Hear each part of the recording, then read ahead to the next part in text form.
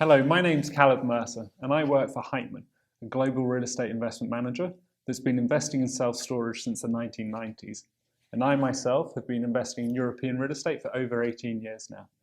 And I'd like to speak to you about why European self-storage is so much further behind the US, but why it's still nonetheless a really great investment opportunity. So, why is it behind the US? Well, we have 1/25 of the amount of self-storage here in Europe that you have in the US. And that's even though our house sizes are half the size. To put it into context, that's like the US was back in the 1970s.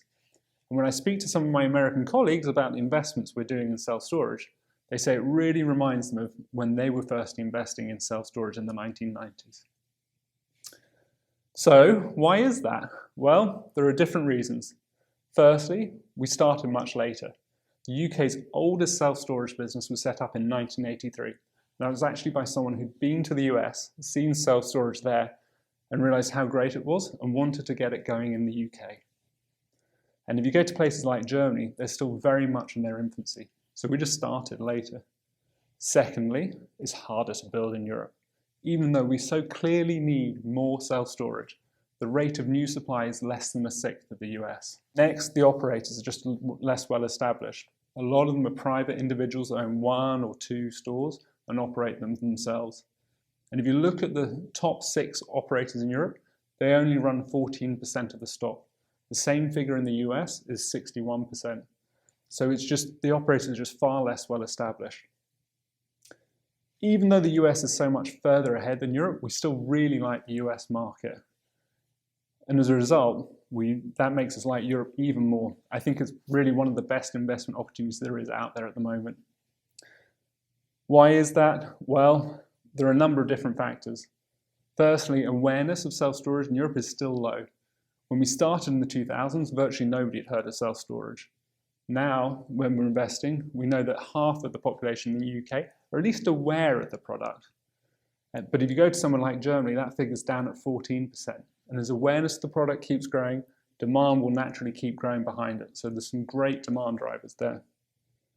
We also like the reliability of the sector. Much like in the US, it's driven by life events, sometimes sadly, either through death or divorce, also happily when you're moving house or having your kitchen done up. And those life events are very predictable and reliable. And as a result, we know through the pandemic that we managed to collect 96% of rents. So it's a very, very reliable income stream. The next factor is the yield. You just get more yield in this sector. Generally higher yields than across all the different asset classes. And sometimes when me and my colleagues are looking to buy an individual building, it'll be right next to a logistics building. We'll get over 100 basis points extra yield just because it's a self-storage building. So we really like that strong income component. And lastly, the value creation.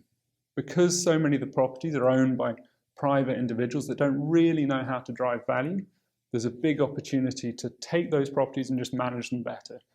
Put in revenue management systems, change the way they're leased, and all of these improvements lead to double-digit EBITDA increases without changing anything other than just the way they're run.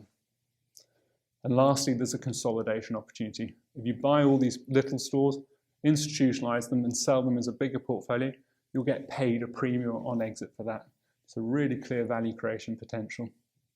So that's why, even though European self-storage is so much further behind the US, we nonetheless think it's really one of the best investment opportunities out there.